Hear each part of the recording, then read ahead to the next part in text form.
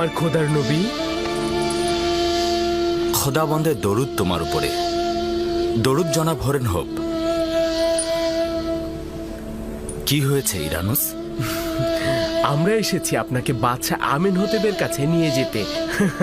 রাজমহলের নিরাপত্তা প্রধান জনাব হরেনহোপ আপনার সর্বদা সঙ্গী হতে এসেছে।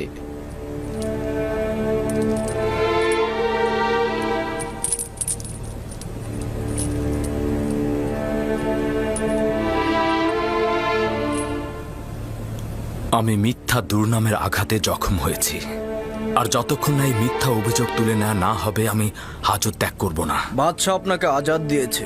উত্তম হচ্ছে বাদশাহ প্রথমে আমার বিরুদ্ধে আনা অভিযোগ দূর করবেন, না হলে একজন অপরাধ